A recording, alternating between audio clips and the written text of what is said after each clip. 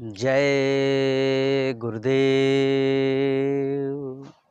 प्रेमी भाई बहनों, संत महात्माओं के दर्शन पर्शन से क्या लाभ होता है, संत महात्माओं के चरण स्पर्श से क्या लाभ होता है और संत महात्माओं के सत्संग से क्या लाभ होता है, यह बात जानने के लिए एक बार एक राजा बड़ा ही उत्सुक हो गया।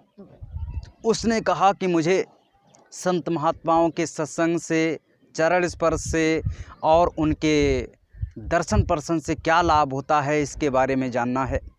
और ये मेरी सबसे प्राथमिक खोज रहेगी।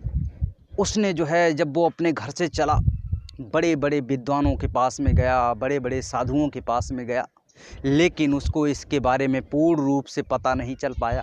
जो भी वहाँ पर पहुँचता उसे जो है लालच तो देता, रुपया का, पैसा का, राज्य का, कि मैं आधा राजपाट दे दूंगा जो भी मुझे बताएगा। लेकिन वो उनके सवालों से जब संतुष्ट नहीं हो पाता, उनके जवाबों से संतुष्ट नहीं हो पाता, तो वो फिर से जो है उनको उठा करके जेल में बंद कर देता। ऐसा क्रिया चलती रही। बहुत सारे लोग लालचवश उसके पास में आते कि मुझे आधा राजपाट मिल जाएगा, बहुत सारा धन मिल जाएगा, मान सम्मान मिल जाएगा। लेकिन वो वहाँ पर आकर के और वो बेचारे बंध जाते। वो कभी भी जो है वो राज्य उनको नहीं मिल पाया, क्योंकि वो राजा कभी संतुष्ट ही नहीं हुआ। एक बार की बात है कि आसपास के सभी विद्वान जेल में बंद किए जा चुके थे। अब किसी की हिम्मत नहीं पड़ती थी कि राजा के पास जा कर के ये उनके इस सवालों के जवाब दे। एक बार की बात है, एक महात्मा जी के दरबार में एक युवा रहता था। उसने कहा कि महात्मा जी, मैं ज़रा जो है घूमने के लिए, देशाटन करने के लिए जाना चाहता हूँ। महात्मा जी ने कहा कि ज़रा सावधानी से जाना, ये दुनिया बड़ी लालची है, ये दुनिया बड़ी दुखनीय है, आपको जो है दुख देगी, पीड़ा देगी। कहा कि नहीं, कोई बात नहीं, मैं जा कर के वहाँ पर आता हूँ। महात्मा जी ने कहा ठीक है बच्चा, जाओ। वो वहाँ से चला और चल कर के कहाँ पे पहुँचा, उसी राज्य में पहुंच गया जहां पे वो राजा अपने सवालों को लेकर के बैठा हुआ था। कोई भी सन्यासी, कोई भी पंडित, कोई भी विद्वान आसपास में बचा नहीं था। अब क्या हुआ, धीरे धीरे वो बच्चा मांगते हुए, वो जो है युवा महात्मा जी का शिष्य मांगते मांगते मांगते मांगते और उसी राजा के दरबार के सीख सामने पहुंच गया। कहने लगा कि भैया मुझे जो है कुछ खाने पीने के लिए दे दीजिए, आज की रात्रि मैं आपके राज्य में यहीं पर गुजारना चाहता हूँ। वो जो दरबारी था वो भाग करके आया, कहने लगा कि आपको यही दरबार मिला था? अरे भाई, आपको यहाँ से चला जाना चाहिए था। आपको नहीं मालूम राजा सबको बंद कर देता है। सन्यासी कहने लगा, महात्मा जी का शिष्य कहने लगा, मुझे किसी से क्या मतलब है, मुझे क्यों बंद कर देगा, जब हमने कुछ किया नहीं तो कैसे बंद कर सकता है। कहा कि आपको मालूम नहीं वो कितना ही निर्दयी राजा है, और आप यहाँ आ गए हो, मुझे आपको उसके पास तक ले जाना पड़ेगा, और अगर नहीं ले गए तो मुझे नौकरी से निकाल देगा। उस युवा को जो है, उस सन्यासी को, महात्मा जी के शिष्य को वो जो है दरबारी ले जा कर के राजा के सामने खड़ा कर दिया। राजा ने कहा कि मेरे 3 सवालों के जवाब दो। उन्होंने कहा बताओ कि राजा, महात्माओं के सत्संग से क्या लाभ होता है, महात्माओं के दर्शन पर्शन से क्या लाभ होता है और महात्माओं के चरण स्पर्श से क्या लाभ होता है, ये मुझे बताइए। कहा कि ठीक है, मैं आपको बताता हूँ। और वो बताने के लिए वो जैसे ही चला तो गुरु महाराज की एकदम बात याद आ गई। कहा कि जब तक हमारा आदेश ना हो किसी को कुछ मत बताना। एकदम रुक गया और कहने लगा कि मेरे गुरु महाराज का आदेश नहीं है, नहीं तो मैं आपको बता सकता था। कहा कि अच्छा, हाँ, तो आप अगर मेरे सवालों के जवाब नहीं दोगे तो मैं आपको उठा करके जेल में बंद कर दूंगा। कहा कि ठीक है, मैं कल आप मुझे जेल में बंद कर दीजिए, मैं जेल में बंद होने के लिए तैयार हूँ, लेकिन अपने गुरु महाराज के जो है वचनों के उल्लंघन नहीं करना चाहता हूँ। कहा कि ठीक है, जेल में उठा करके बंद कर दिया। इधर कम से कम 2 महीने, 4 महीने, 6 महीने बीत गए। महात्मा जी ने कहा कि बच्चा तो केवल 2-4 महीने के लिए गया था, तो 6 महीने बीत गए। महात्मा जी सब जानते थे कि वो कहाँ पे इस समय दुख पीड़ा को भोग रहा है, जेल में बंद कर दिया गया है। वहाँ से चले महात्मा जी और जाकर के उसी राज्य के बाहर एक बरगद का बहुत बड़ा पेड़ था, उसी के नीचे उन्होंने अपने शिष्यों के साथ में डेरा डाल दिया। कहने लगे कि भाई यहीं पे जो है आटा दाना ले आओ, जाओ इस राज्य में से मांग करके ले आओ, यहीं पर बनाएंगे खाएंगे, इसके बाद में आगे की ओर प्रस्थान करेंगे। कल सुबह डेरा पड़ गए। एक शिष्य, युवा शिष्य उसमें से चला और राज्य में जो है मांगने के लिए। उसने देखा ये बड़ा ऊंचा महल है, ये किसी सेठ या राजा का महल है, चलो इसी में से मांग करके लाते हैं। जैसे ही राजा के दरबार के बाहर पे पहुँचे, कहने लगे भिक्षान देही। जैसे ही सामने से एकदम दरबारी आया, कहने लगा तुम भी आ गए? अरे भाई तुमको मालूम नहीं राजा सबको बंद कर देता है, लेकिन तुम आ गए तो राजा के पास हम तुम्हें ले चलेंगे और उनके सवालों के जवाब नहीं दे पाए तो तुम्हें भी जेल में बंद कर दिया जाएगा। युवा शिष्य ने कहा कि चलो कैसा है तुम्हारा राजा, ज़रा देखते हैं।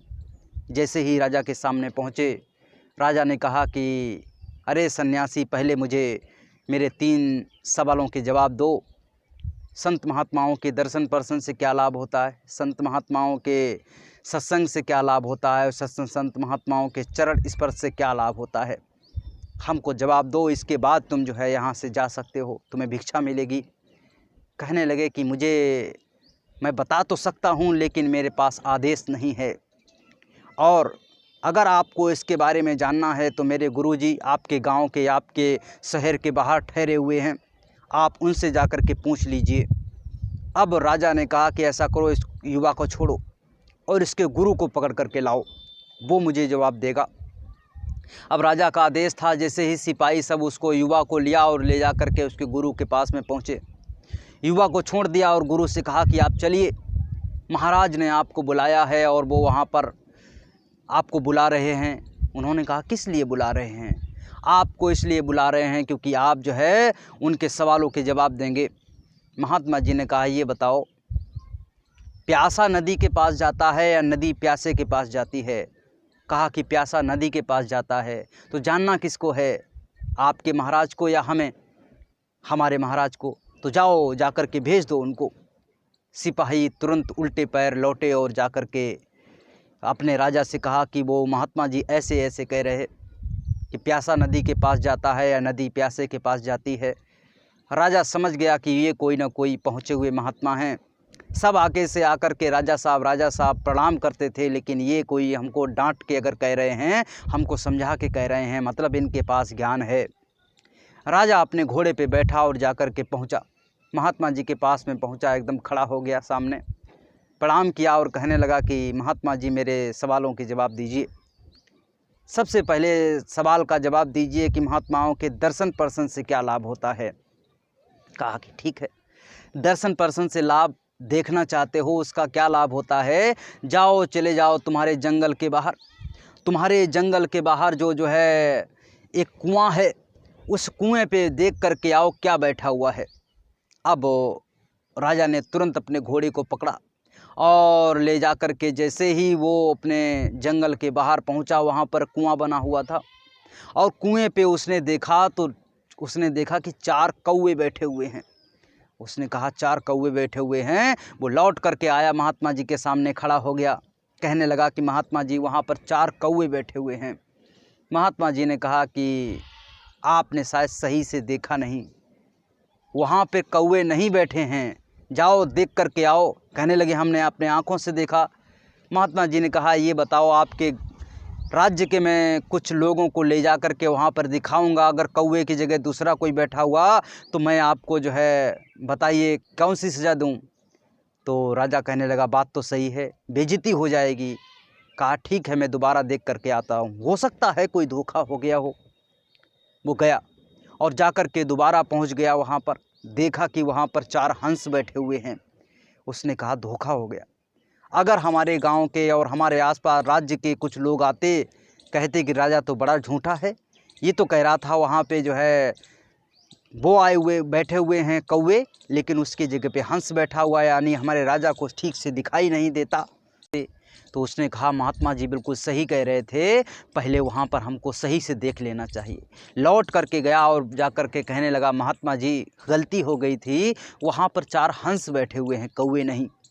महात्मा जी ने कहा फिर से तुमने सही से नहीं देखा, जाओ दोबारा देख करके आओ, नहीं तो फिर तुम्हें झूठा समझा जाएगा। राजा कहने लगा, खिन्न हो गया, अरे अब तो बिल्कुल आंखों से देख करके आए। लेकिन राजा एक तरफ सोचता भी जा रहा कि अभी तो हमने कौवे देखे थे, हंस बन गए, हो सकता है कुछ और बन जाएं और फिर से हमारी बेइज्जती हो जाए। राजा फिर से वहाँ पर गया और जाकर के देखा तो वहाँ पर अब की बार पैर छू करके गया महात्मा जी के। पहले तो दूर से केवल प्रणाम करके जाता था, अब की बार पैर छू करके गया और जाकर के देखा तो वहाँ पर क्या हुआ, एक जो है वहाँ पर 4 हंस की जगह 4 आदमी बैठे हुए थे। और वो जैसे ही राजा को देखा, राजा को देख करके एकदम राजा की तरफ भाग खड़े हुए। अब राजा डर गया कि ये तो कोई, मुझे लग रहा है कोई चाल है, कोई जो है भूत हैं या कोई जो है जादू है। वो वहाँ से भाग खड़ा हुआ, पीछे पीछे वो आदमी भाग रहे। कहने लगे भैया रुक जाओ, हमारी बात तो सुन लो। राजा रुक गया। राजा कहने लगा कि दूर से ही बात करना। चारों वो खड़े हो गए, हाँ दूर से ही बात करेंगे। अरे बताओ तुम यहाँ पर, हमने हंस देख करके गए थे, तुम आदमी कैसे यहाँ पर हो गए? कोई जादू है क्या? तुमको लोग कौन हो? हमारे राज्य के तो हो नहीं? कि हाँ हम आपके राज्य के ही हैं। हम कौवे थे पहले, कौवे, लेकिन आप जब महात्मा जी के दर्शन पहली बार करके आए तो हम हंस बन गए, हमारे कर्म कट गए। और इसके बाद में जब आप दूसरी बार दर्शन करके आए तो हम जो है हंस से आदमी बन गए। आप दूसरी बार पैर छू करके, तीसरी बार पैर छू करके आए तो हम हंस बन गए। यानी कि महात्माओं के दर्शन पर्सन से आदमियों के, इंसानों के कई जन्मों के पाप खत्म हो जाते हैं। और इसके बाद में जब आप जो है उनके चरण स्पर्श करके आए तो मुझे सीधा मनुष्य शरीर मिल गया। यानी कोई व्यक्ति अगर जो है महात्माओं के दर्शन करके आता है तो दूसरा अगर कोई उसके दर्शन कर लेता है उसको भी बहुत बड़ा लाभ मिलता है। और अगर कोई दूसरा व्यक्ति अगर महात्माओं के इस चरण स्पर्श करके आया है तो वो जो है सामने वाला जो देख लेता है उसको जो है मनुष्य शरीर मिल जाता है, अगले जन्म में मनुष्य शरीर मिल जाएगा। आप समझ लीजिएगा महात्माओं का बहुत बड़ा जलवा है, महात्माओं की बहुत बड़ी शक्ति है, दया है, सागर के हैं।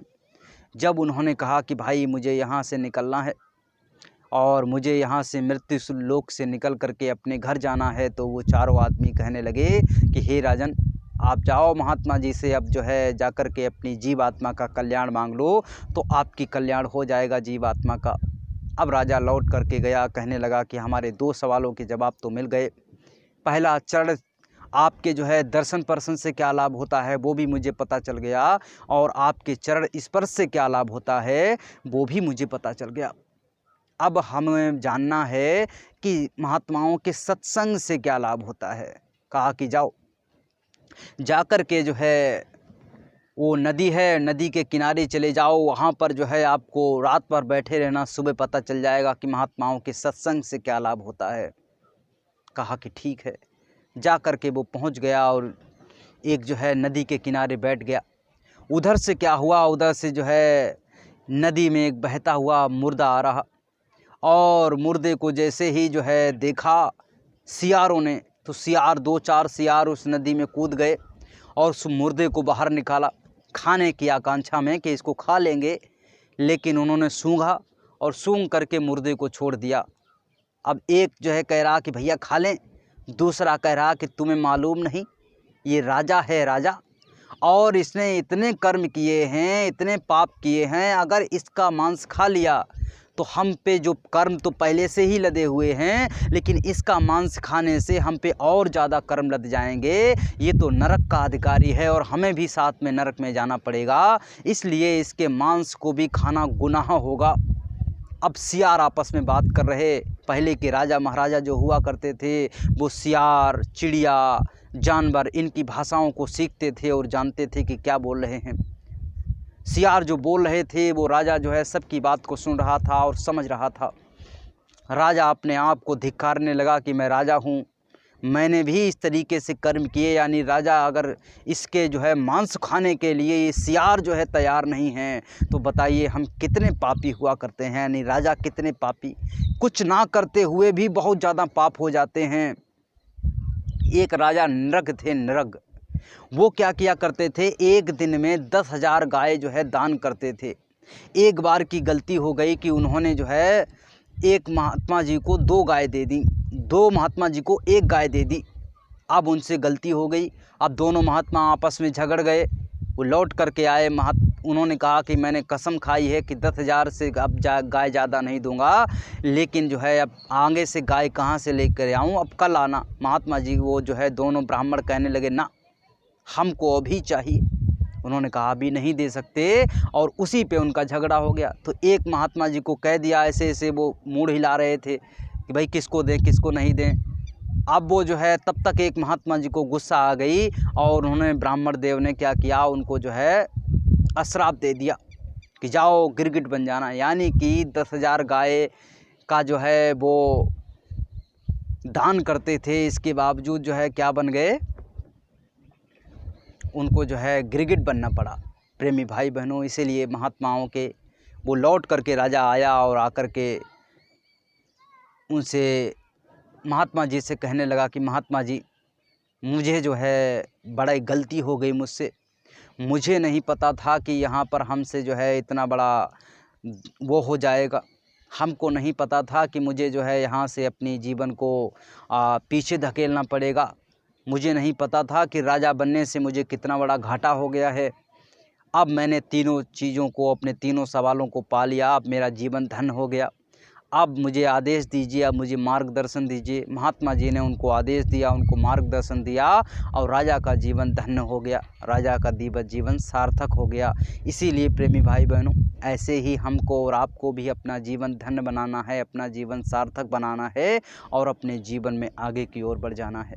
यही हमारे जीवन का परम लक्ष्य होना चाहिए, और इसी के लिए हमको ये जीवन मिला है। प्रेमी भाई बहनों, हमको और आपको अपने गुरु से हमेशा जुड़े रहना है, अपने गुरु की बात करनी है, अपने गुरु की आज्ञा पे चलना है, उनके मार्गदर्शन में चलना है, तभी हमारी जीवात्माओं का कल्याण होगा। जय गुरुदेव।